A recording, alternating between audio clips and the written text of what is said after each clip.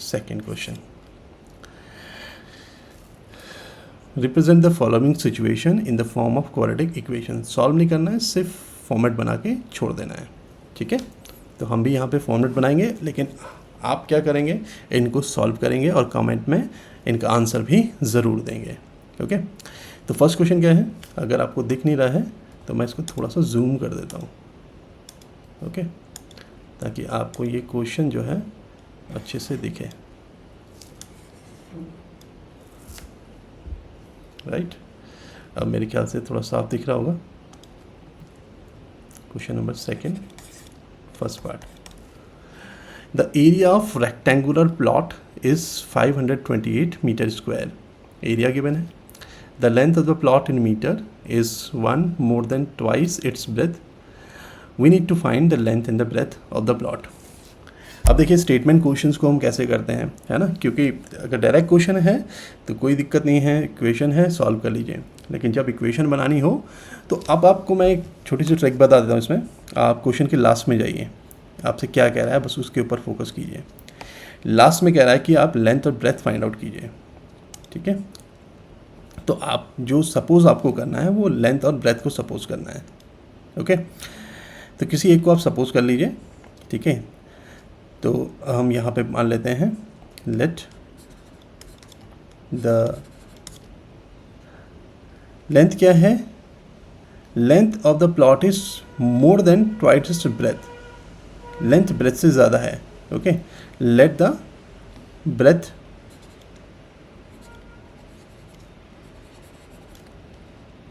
Of the plot equals to x ले लीजिए। आप चाहें तो लेंथ को भी सपोज कर सकते हैं, ऐसी कोई दिक्कत नहीं है, ओके। लीजिए हम लेंथ को भी ले लेते हैं, कोई दिक्कत नहीं। Length of the plot y ले लीजिए। अब हम करेंगे A T Q, A T Q. A T Q मतलब अकॉर्डिंग टू क्वेश्चन। क्या कह रहा है क्वेश्चन के अकॉर्डिंग, पहली कंडीशन कि एरिया कितना है 528। तो एरिया कैसे निकलता है रेक्टेंगल का, एरिया ऑफ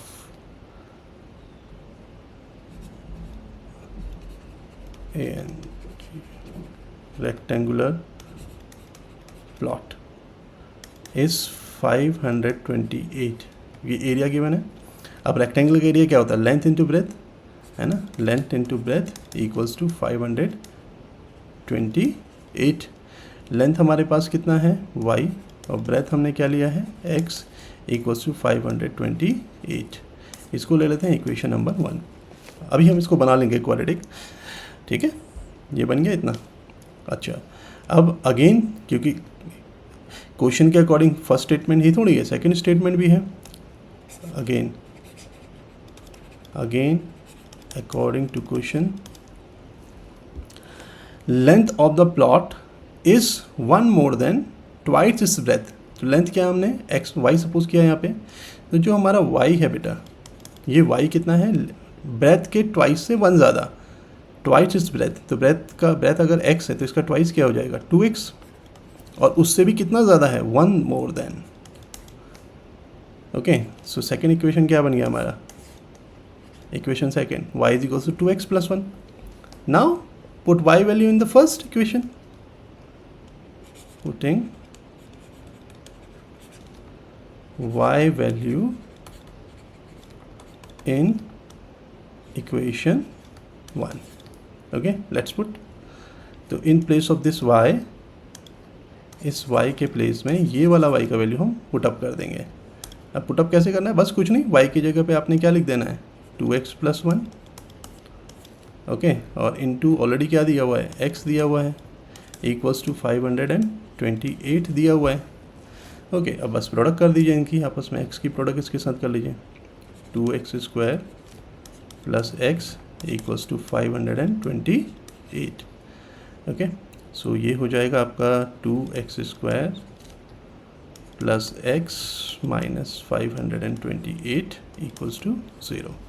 तो again we have got a quadratic equation. अभी फ़िलहाल क्वेश्चन में हमने क्या करना था, क्वेश्चन में यही था कि आप बस एक क्वालिटी इक्वेशन फॉर्म कीजिए, जो हमने कर दी। ओके, आई होप ये समझ में ज़रूर आया होगा। नहीं आया है तो एक बार आप वॉच कर लीजिए, ठीक है, और फिर मैं आपको दोबारा समझा दूंगा अगर फिर भी नहीं आता है तो, ठीक है।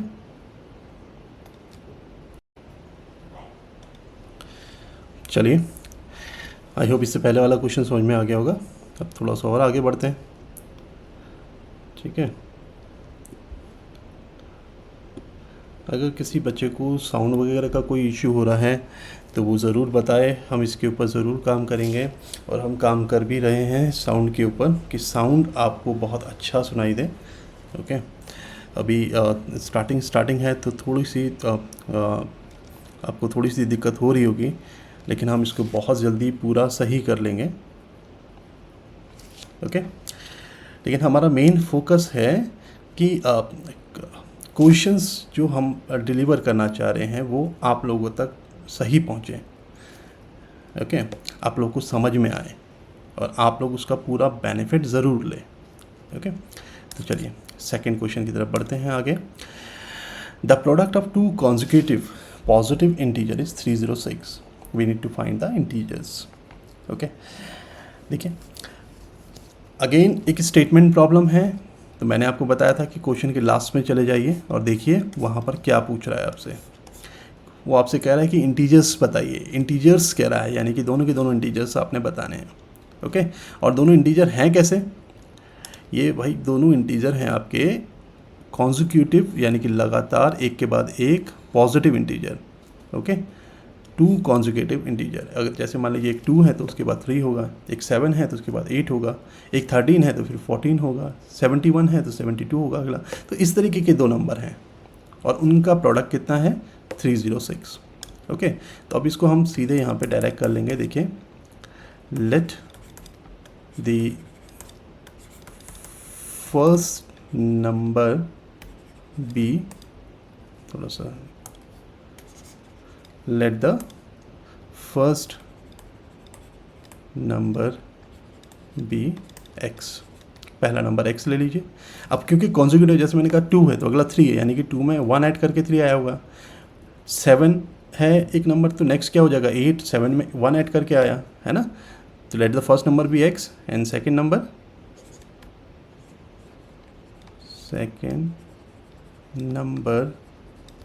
बी x प्लस 1, है ना। इससे एक ज़्यादा कर लेते हैं, 1 मोर देन दैट। अब अगेन ए टी क्यू।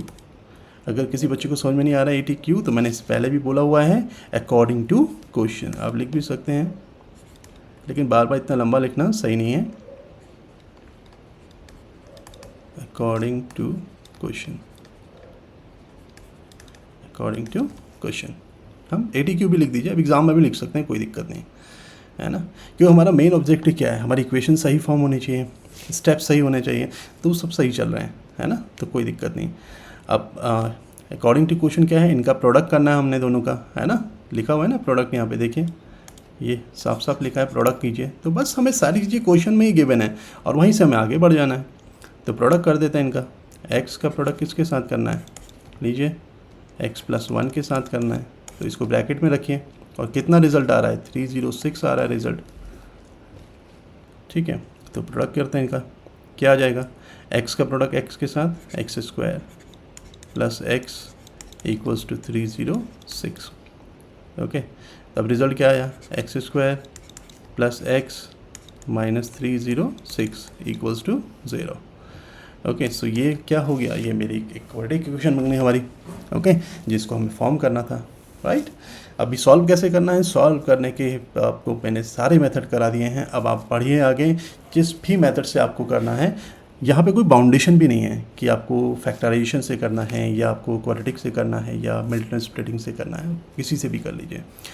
ओके, वैसे मिल्टन स्प्लिटिंग मेथड आपके सिलेबस में नहीं है, मैंने आपको करा दिया है, आपको आना चाहिए, क्योंकि कई बार हमें उसकी ज़रूरत पड़ती है आगे। ओके, तो वो आना चाहिए, ठीक है। तो चलिए आगे बढ़ते हैं। Question number